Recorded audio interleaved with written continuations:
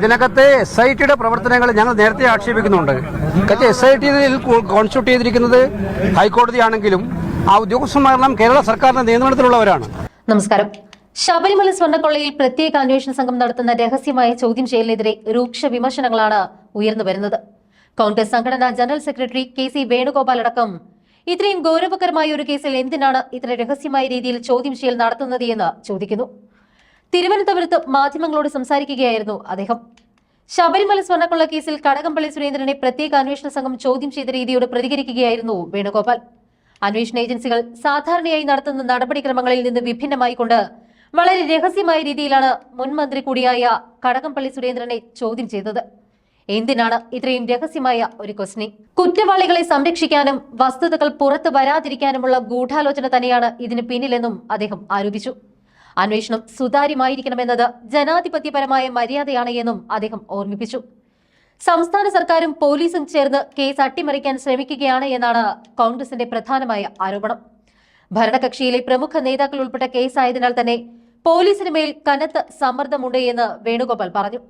പൊതുജനമധ്യത്തിൽ ചർച്ച ചെയ്യപ്പെടേണ്ട വസ്തുതകൾ മറച്ചുവെച്ചുകൊണ്ട് ഇരുട്ടിൽ ചോദ്യം ചെയ്യൽ നടത്തുന്നത് ആരെ സഹായിക്കാനാണ് എന്ന് സർക്കാർ വ്യക്തമാക്കണം.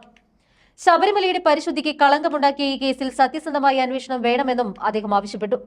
കടകംപള്ളി സുരേന്ദ്രന്റെ ചോദ്യം ചെയ്യൽ വൈകിപ്പിച്ചത് സർക്കാർ ഇടപെട്ടുകൊണ്ടാണ് എന്ന് KPCC പ്രസിഡന്റ് സണ്ണി ജോസഫും പ്രതികരിച്ചു.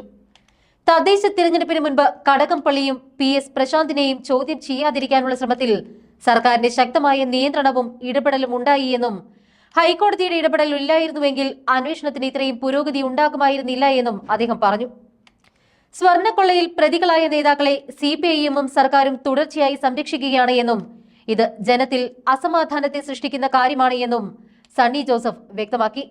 CPIM സംസ്ഥാന സെക്രട്ടറി MV ഗോവിന്ദൻ പ്രതികളുടെ ജാമ്യം നിഷേധിച്ചുകൊണ്ടുള്ള കോടതിയുടെ കണ്ടെത്തലുകൾ മുഖ്യമന്ത്രിക്കും പാർട്ടിക്കും ബാധകമല്ല എന്ന നിലപാടിലാണ് എന്നും ജയിലിൽ കഴിയുന്ന പ്രതികളോട് ചെറിയ രീതിയിലുള്ള അച്ചടക്ക നടപടികൾ പോലും സ്വീകരിക്കാൻ തയ്യാറല്ല എന്നും അദ്ദേഹം പ്രതികരിക്കുകയുണ്ടായി. അന്വേഷണ സംഘത്തിന് സ്വതന്ത്രവും നീതിപൂർവമായ പ്രവർത്തനം നടത്താൻ അനുവദിക്കണമെന്നും മോഷ്ടിക്കപ്പെട്ട സ്വർണം കണ്ടെത്തുന്നതിൽ ഇപ്പോഴും SITക്ക് വിജയമുണ്ടാകാത്തതിന്റെ പശ്ചാത്തലത്തിൽ കൂടുതൽ ഉന്നതരെ ചോദ്യം ചെയ്യുകയും ആവശ്യമായ നടപടികൾ സ്വീകരിക്കുകയും ചെയ്യേണ്ടതായി എന്നും സണ്ണി ജോസഫ് ആവശ്യപ്പെട്ടു.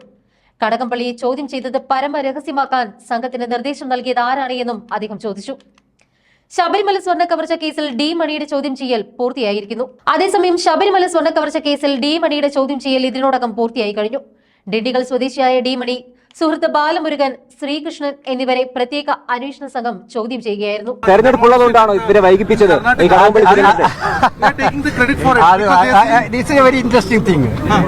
എനിക്ക് അതിനകത്ത് മനോസങ്കടം തോന്നുന്ന ഒരു വല്ല പ്രധാനപ്പെട്ട കാര്യം കർണാടകത്തിലെ ഒഴിപ്പിക്കലും UPയിലെ യോഗി ആദിത്യനാഥിന്റെ ബുൾഡോസർ ഭരണവും ഒരുപോലെയാണെന്നുള്ള രീതിയിൽ കേരളത്തിലെ മുഖ്യമന്ത്രി പറഞ്ഞത് അങ്ങേയറ്റത്തെ പ്രതിഷേധാർഹമായ കാര്യമാണ്. കേരളത്തിലെ മുഖ്യമന്ത്രി ഒരിക്കലും പറയാൻ പാടില്ലാത്തതായിരുന്നു അത്. കർണാടകത്തിലെ കുടിയൊഴിപ്പിക്കൽ നിങ്ങൾക്ക് കാണാൻ പറ്റും. ഒരു കാലത്തും ഉണ്ടാകാത്ത ഒരു പ്രത്യേകത അവിടെയുണ്ട്. കുടിയൊഴിപ്പിക്കപ്പെട്ടവരെ പുനരധിവസിപ്പിക്കാൻ 48 മണിക്കൂറിനകം തീരുമാനമെടുത്തൊരു ഗവൺമെന്റ് കർണാടകത്തിലല്ലാതെ വേറൊരു ഗവൺമെന്റ് ഇല്ല. അനധികൃതമായിട്ടുള്ള കുടിയേറ്റമാണെങ്കിലും കയ്യേറ്റമാണെങ്കിലും അത് പറഞ്ഞുകൊണ്ട് തന്നെ പാവപ്പെട്ടവരെ സംരക്ഷിക്കാനുള്ള മനസ്സ് കാണിച്ച കർണാടക ഗവൺമെന്റാണ് ആ ഗവൺമെന്റ്. അത് പ്രത്യേക സമുദായത്തിന് വേണ്ടി മാത്രമല്ല, എല്ലാ സമുദായത്തിൽപ്പെട്ടവരും അതിലകത്തുണ്ടായിരുന്നു. മുഖ്യമന്ത്രി ഇവിടെ ചെയ്തെന്താണ്?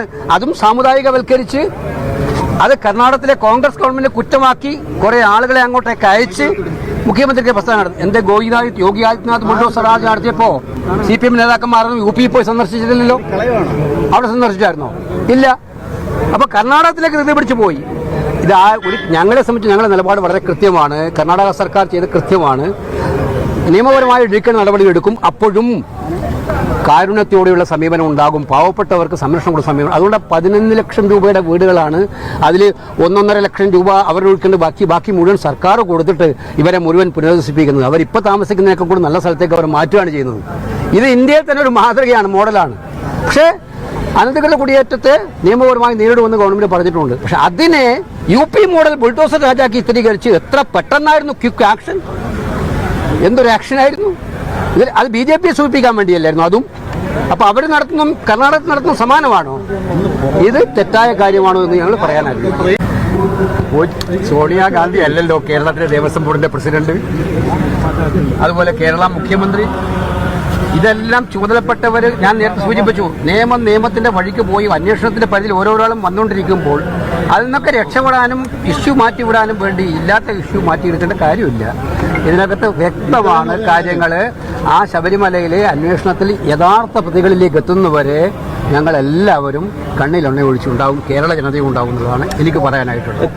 ഇതിനകത്ത് ഇന്നലെ ഹൈക്കോടതി നടത്തിയ നിരീക്ഷണങ്ങൾ അത്യന്തം ഗൗരവമുള്ളതാണ്.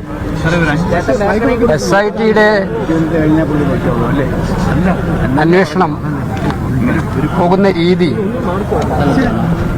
ഹൈക്കോടതി വളരെ വളരെ സംശയം പ്രകടിപ്പിച്ചിരിക്കുകയാണ്. അത് ശരിയാണെന്ന് തോന്നുന്ന രീതിയിലാണ്. ക്വസ്റ്റ്യൻ ചെയ്ത വിവരം നിങ്ങളടക്കം അറിഞ്ഞത് 4-5 ദിവസം കഴിഞ്ഞിട്ടാണ്. എന്തിനകത്ത് രഹസ്യമായൊരു ക്വസ്റ്റ്യനിങ്? അത്തരം പ്രിവിലേജുകൾ ആർക്ക് അവകാശപ്പെട്ടതാണ്?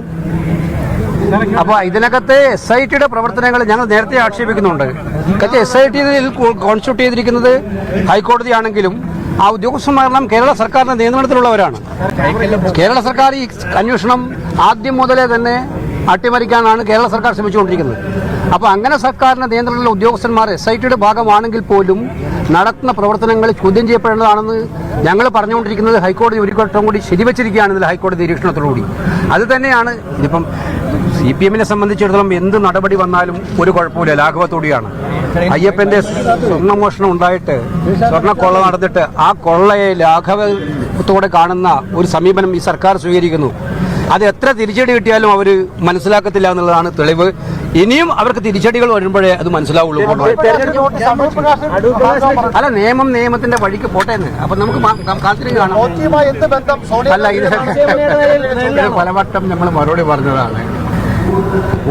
സോണിയാഗാന്ധി അല്ലല്ലോ കേരളത്തിലെ ദേവസ്വം ബോർഡിന്റെ പ്രസിഡന്റ്, അതുപോലെ കേരള മുഖ്യമന്ത്രി. ഇതെല്ലാം ചുമതലപ്പെട്ടവർ ഞാൻ നേരത്തെ സൂചിപ്പിച്ചു. നിയമത്തിന്റെ വഴിക്ക് പോയി അന്വേഷണത്തിന്റെ പരിധിയിൽ ഓരോരാളും വന്നുകൊണ്ടിരിക്കുമ്പോൾ അതിൽ നിന്നൊക്കെ രക്ഷപ്പെടാനും ഇഷ്യൂ മാറ്റിവിടാനും വേണ്ടി ഇല്ലാത്ത ഇഷ്യൂ മാറ്റിയെടുക്കേണ്ട കാര്യമില്ല.